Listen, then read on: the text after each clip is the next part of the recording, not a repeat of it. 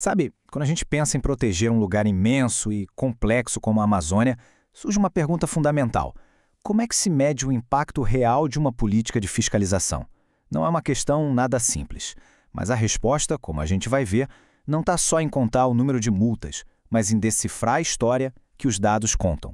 A grande questão é a seguinte: quando uma equipe de fiscalização vai a campo, entra na floresta, o que é que muda de verdade? Além daquela multa ou da apreensão que acontece na hora, como a gente consegue, quantificar o impacto real da presença do Estado? É exatamente isso que a gente vai investigar agora. E é justamente essa a proposta desta análise, que se debruçou sobre o que aconteceu em Rondônia entre 2018 e 2023. O objetivo aqui é ir muito além de simplesmente contar infrações. A ideia é usar modelos estatísticos bem robustos para entender se a política de fiscalização está, de fato, funcionando.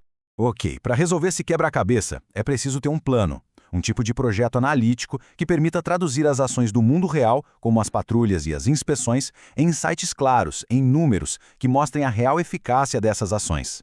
O que a gente vê aqui é a essência do modelo. Pensa nele como uma máquina.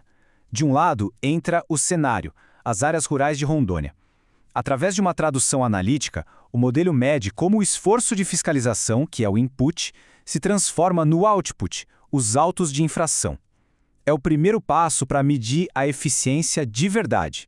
Para a gente conseguir enxergar o cenário completo, a análise se divide em 4 hipóteses principais. Vamos pensar nelas como as 4 peças essenciais de um quebra-cabeça. Só quando a gente junta todas elas é que a mecânica completa da fiscalização se revela.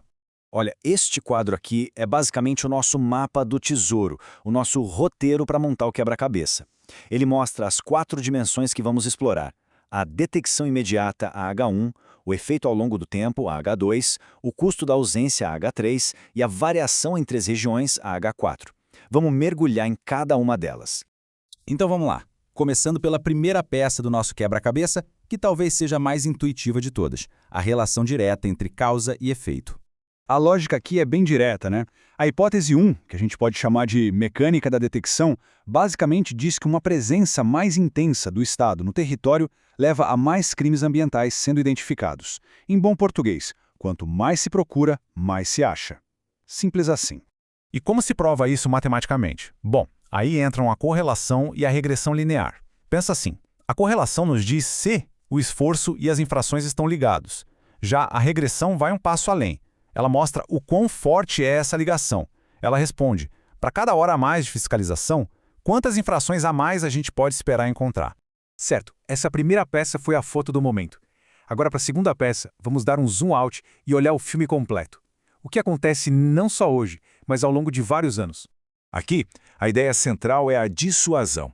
A hipótese 2 quer saber se uma fiscalização constante, ano após ano, consegue quebrar o ciclo da impunidade e levar a uma diminuição progressiva das infrações. A pergunta é: uma presença contínua do Estado realmente muda o comportamento a longo prazo? E a ferramenta para descobrir isso é a análise de tendência temporal. Ela nos ajuda a olhar os dados de 2018 a 2023 e enxergar além das variações de um ano para o outro. É como se ela suavizasse os picos e vales para a gente ver a direção geral. A curva está caindo? Sinal de que a política pode estar funcionando. A terceira peça do nosso quebra-cabeça nos leva a uma pergunta bem crucial. É quase uma viagem para uma realidade paralela. O que aconteceria se o Estado simplesmente não estivesse lá? Qual é o verdadeiro custo da ausência? Essa hipótese, na prática, mede o custo de não fazer nada. Ela nos força a comparar 2 cenários bem diferentes: áreas com muita fiscalização versus áreas com quase nenhuma.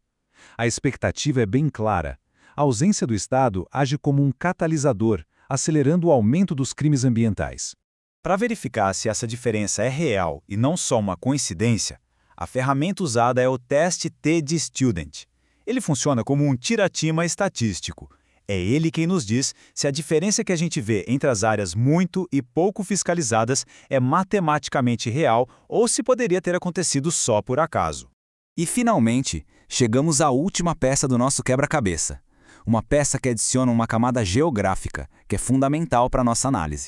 O ponto aqui é muito importante. Não existe uma solução única que sirva para um território tão diverso. A eficiência da fiscalização não é a mesma em todo lugar. A geografia, a logística, as características de cada região, tudo isso muda drasticamente o impacto de cada ação. E para analisar isso, se usa a ANOVA, ou análise de variância. Para simplificar, pensa nela como um teste de sabor para vários refrigerantes ao mesmo tempo.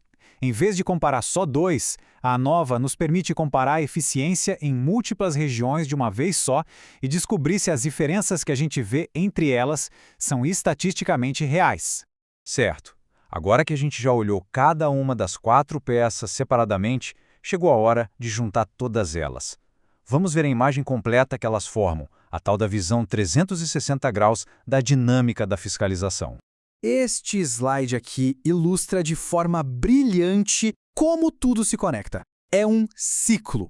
A ação imediata da H1 leva a uma mudança a longo prazo da H2. E essa mudança só é possível com uma presença territorial constante, como vimos na H3, e que precisa se adaptar às realidades regionais da H4. Não são peças isoladas, é um sistema dinâmico.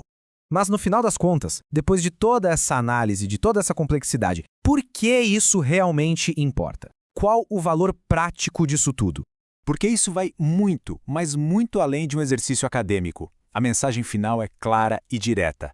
Dados rigorosos protegem o território. Ter um modelo estatístico preciso não é sobre matemática. É sobre ter uma ferramenta poderosa para tomar decisões mais inteligentes e proteger um ecossistema que é vital para todo mundo.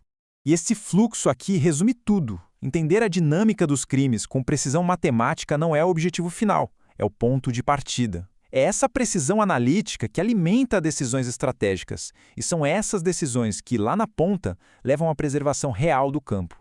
Isso tudo nos deixa com uma reflexão final, né? Essa capacidade de avaliar políticas públicas com essa profundidade não serve só para a Amazônia. Ela é transformadora. Se é possível construir um modelo tão poderoso para proteger uma floresta, o que impede a gente de aplicar essa mesma lógica, esse mesmo rigor para melhorar nossas cidades, nossas escolas, nossos sistemas de saúde? A ferramenta está aqui. A grande questão é como vamos usá-la.